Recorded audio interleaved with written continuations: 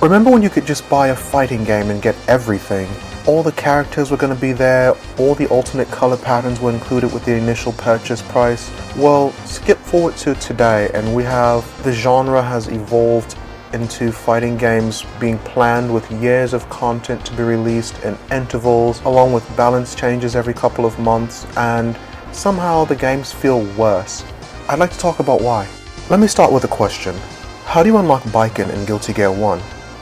Well, to unlock Baiken in the original Guilty Gear, you had to beat the game in arcade mode as either Sol or Kai without using any continues, and then the end credits would start to roll and a special battle against Baiken would pop up. And that fight was hard as hell too. After you defeated her, you'd go back to your main menu and you'd be able to select Baiken as a playable character. So basically, you defeat a hidden boss in the game to unlock her as a playable character. Now let's skip forward a bit.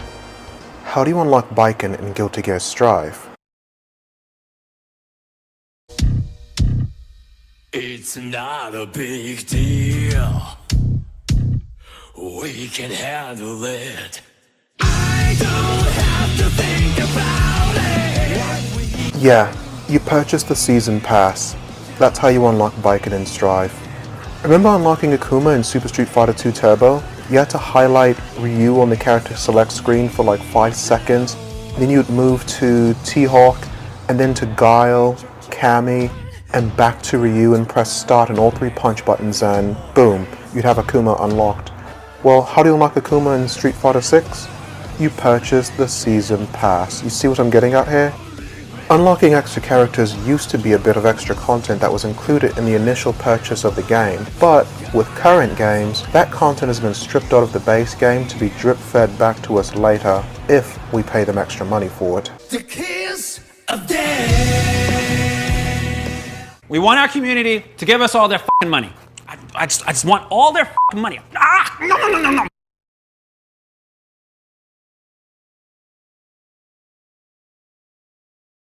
I remember when Street Fighter Cross Tekken first came out, people discovered that characters were being held back to be released later as paid DLC.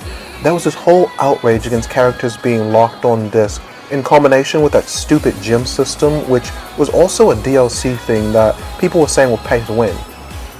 The point is, people were outraged that game content that could give players an advantage against others online was being withheld for the sake of further monetization after the game had released. But with more recent games like Street Fighter 6, Guilty Gear Strive, and pretty much every other fighting game that's come out this gen, people now get hype whenever, for example, Street Fighter 6 announces Season 1 DLC characters before Street Fighter 6 was even released. Like, what happened? Where did that Street Fighter Cross Tekken energy go? This actually creeps into another area I wanted to talk about with DLC characters. Do you feel like you're at a disadvantage competitively when playing a fighting game online if you don't own all the Season Pass DLC characters? Would you feel disadvantaged facing someone online in Street Fighter 6 who's using Bison against you if you didn't purchase any of the DLC characters in that game? Or would you feel like you're at a disadvantage in Guilty Gear Strive if you didn't purchase any DLC characters but your opponent is going crazy on you with Happy Chaos? And when I say disadvantage, I don't mean, oh my god, I'm gonna lose now. I mean, you realize the other person has paid extra money for an additional gameplay option that you don't have access to in a 1v1 game because you didn't pay extra money for it. Doesn't that fit the definition of pay to win? Actually, pay to win has a definition, at least according to AI. I'm going to bring that up right now. This is what I pulled up on Google when I just Googled definition of pay to win. A model where players can spend real money to gain a significant advantage over those who don't, making competition unfair. And if you skip down to the unfair competition bit, the core issue is that spending money gives players a competitive edge that cannot be matched by skill alone, leading to a disparity where non-paying characters, I can read, I swear, leading to a disparity where non-paying players are at a severe disadvantage. Wouldn't this apply to DLC fighting game characters as well, because the characters are how we interact with each other online? If I buy a DLC character and I have the opportunity to learn that character and you don't, doesn't that give me a paid advantage if I use that character online against you? Taking this to an extreme, have you ever even heard of a single tournament level player who hasn't bought every single DLC character so that they can lab against them? At least with Super Street Fighter 2 Turbo, everyone who had that game had all the same characters and content by default, so this wasn't an issue. The reason I've got Marvel Rivals on screen right now, this isn't completely random, I swear, I wanted to make a comparison. Marvel Rivals, like fighting games, is a live service PvP game.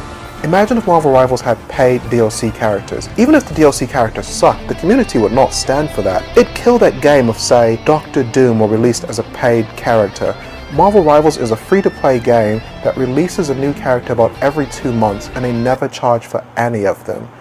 So, when did fighting game fans start to not only accept this kind of pay-to-win, but prefer it?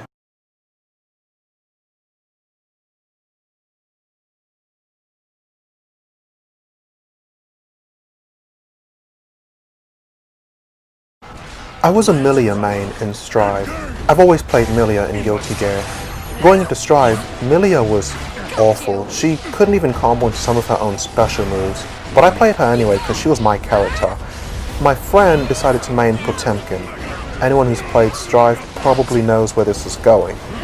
I hated that matchup more than a silent fart in an elevator, but I stuck it out because even though that matchup was worse than pure boiling piss, I learned how to deal with the imbalance and I got good at the matchup.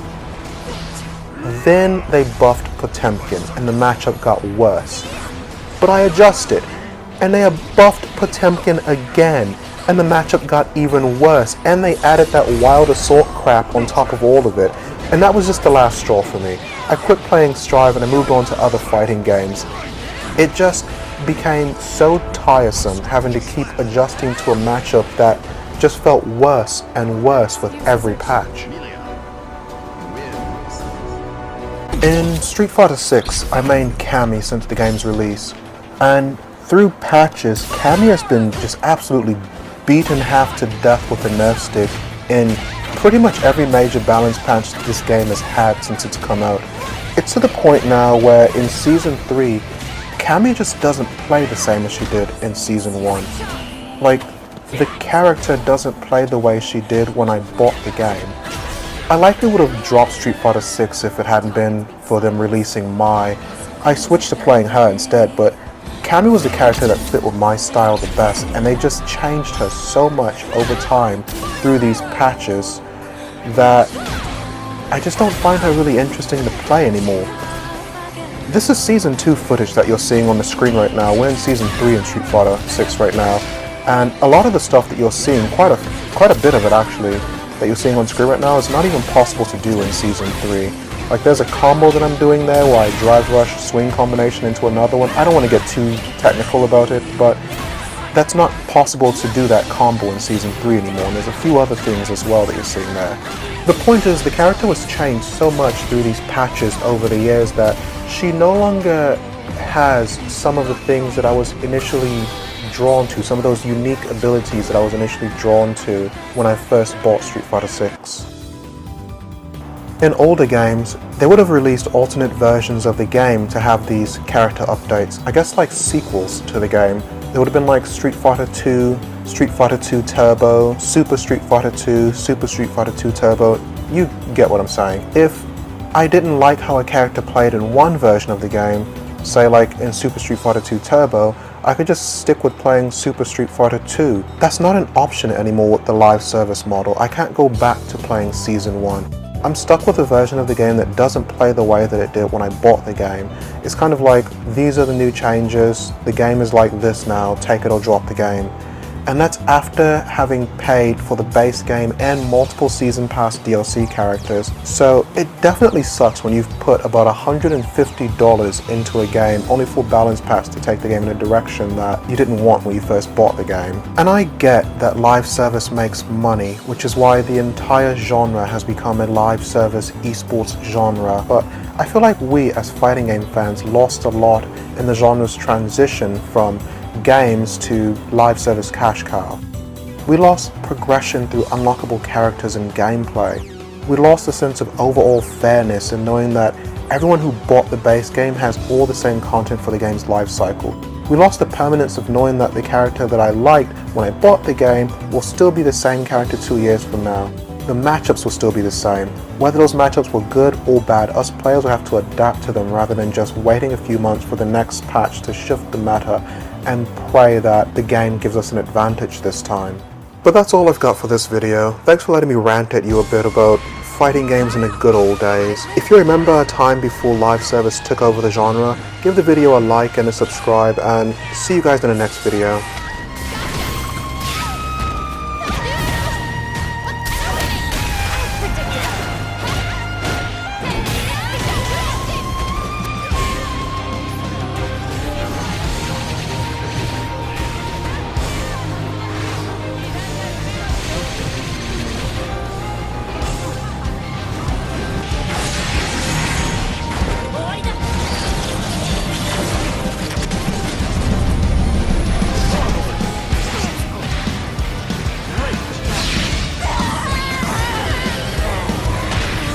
Told your friend you're not okay, and tell me what's wrong and why you never said you felt that way. And guess you're trying to stay strong and fake